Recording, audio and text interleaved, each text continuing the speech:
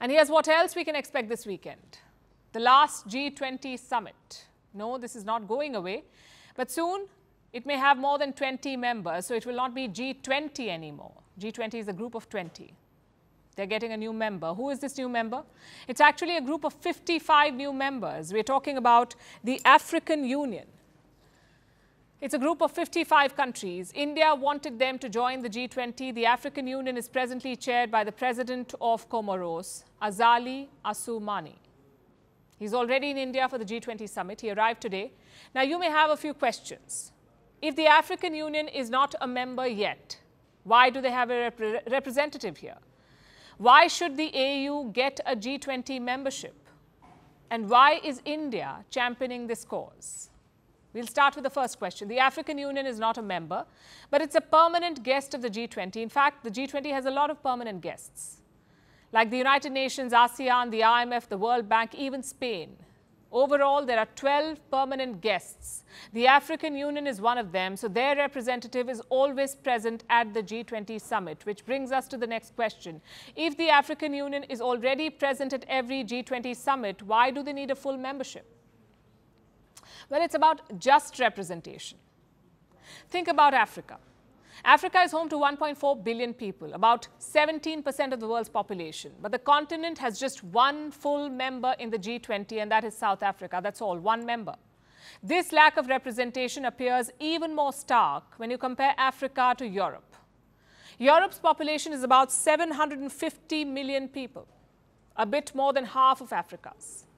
But Europe has 5 G20 member countries: Britain, France, Germany, Italy, Russia. There's also Turkey, which, like Russia, is part of both Asia and Europe, but for now we're not counting it. So we'll say that there are 5 European G20 members. Then there's the European Union itself. It has 27 member countries, and they get a voice at the table because the European Union is a G20 member. So 5 countries plus the EU, which means France, Germany, Italy get a little extra say. They're members via the EU, and they're members in their own capacity. But that's not where the European tilt ends. You also have Spain as a permanent guest. It is the only country to have that status, a permanent guest country. When you consider all of this, you can see that Europe has a lot of say in the G20, greater than its population should warrant. And conversely, Africa does not have enough of a voice. Now, the AU joining the G20, the African Union joining the G20 as a full member, will not completely undo this disparity, but it is a start. 2 voices at the table are better than 1. And it's a way towards just representation. That's one of the reasons why India is pushing for the full inclusion of the African Union. As far as AU is concerned, let me say that the Prime Minister, who's a great believer in Global South, had written to all the leaders and there has been a very positive response, but formally that will come before the summit. That was Amitabh Kant, India's G20 Sherpa. He basically said that this was a move by India to further the cause of the Global South. It's India's way of bringing more voices to the table, especially voices from the Global South that have so much in common with India.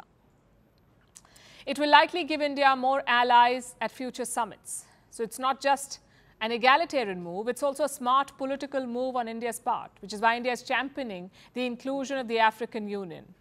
And it seems the rest of the G20 is listening to New Delhi. I look forward to welcoming the African Union as a permanent member of the G20, and I am proud that the EU reacted immediately in a positive way to support this candidature. Charles Mitchell says the EU is on board. He says the EU responded to the suggestion immediately and in a positive way. India has other leaders. India says, in fact, that other leaders have responded in much the same way. They're also positive. So all that's left are the formalities, unless, of course, someone vetoes the process. Now, on the face of it, there's no reason for anyone to stop the African Union from joining the G20. It should be a done deal. But there's something to be said about not counting your chickens before they hatch. We've explained why this needs to be done. The decision should come by Sunday, so we are hoping to bring you the good news soon. Meanwhile, earlier today, I spoke to the Foreign Minister of Nigeria. His name is Yusuf Maitama Tugar. And this is what he said about India hosting the G20 summit and pushing for the inclusion of the African Union. Welcome to Firstpost, sir. Thank you for having me. How are you doing? Good, a bit tired, but feeling good. The Nigerian delegation was the first to arrive for the G20 summit. How's your experience of New Delhi in particular and India in general been so far? It's been wonderful. We received a warm welcome. I was the first foreign minister to arrive. My president was the first president to arrive, even though we arrived separately. So it's been wonderful. You've liked it so far? Oh yeah, absolutely. Well, this year's G20 summit, there's a lot of buzz about Africa. We understand the African Union is going to be made a part of the group, and India has been pushing for it. Do you foresee any obstacles, or how optimistic are you about this happening? Very optimistic. We welcome the idea, but we also feel that Nigeria should be included as well, being the most populous country in Africa and the largest economy. And, you know, the theme is one world, one family, one future. We want that future to be democratic, and the family should be democratized and more inclusive. So 15% of Africans should be included. The same way that EU and other European countries are included, we feel that there's room for the AU and Nigeria at the same time. And what sort of response has this proposal received so far? Well, there's still talks going on. Quite a number of countries are not averse to that idea. I believe India is also one of them, because India has always been supportive of the global South and South-South cooperation and collaboration. We've been partners going back to you know, the non-aligned movement, the struggle to free Africa from racist colonial rule. So, you know, we're quite optimistic. We're happy that India saw it fit to invite us. How do you see India's role here as the G20 chair, but in particular, the Prime Minister has been talking about the inclusion of Africa and the inclusion of African partners. How do you see that effort? No, this is wonderful. It's welcome, and we're happy and lucky that India has the presidency, even though it's just for a year.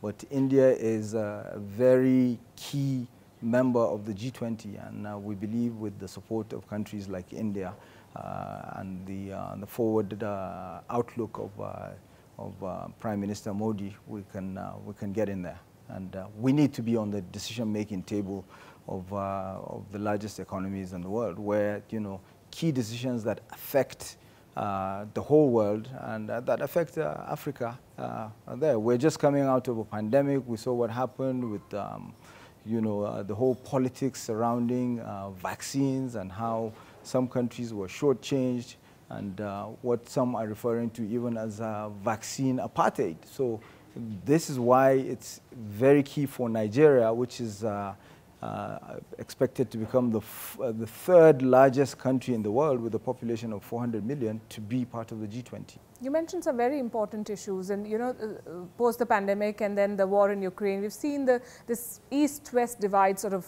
widen. And this is a very important platform where leaders like you and others who represent the global South can make their voice heard and raise the issues that really matter to the people. Having said that, there is a feeling that the war in Ukraine and the politics surrounding it may overshadow all the conversations over the next few days. Is that a fear that you share? I don't share that, because, you know, countries like India, for instance, India is the largest country on the planet, you know. Nigeria is the largest country on the African continent. So even though we're not members, we're invitees, we're attending, and I think there's more to discuss than just Ukraine. Yes, it's important to discuss Ukraine.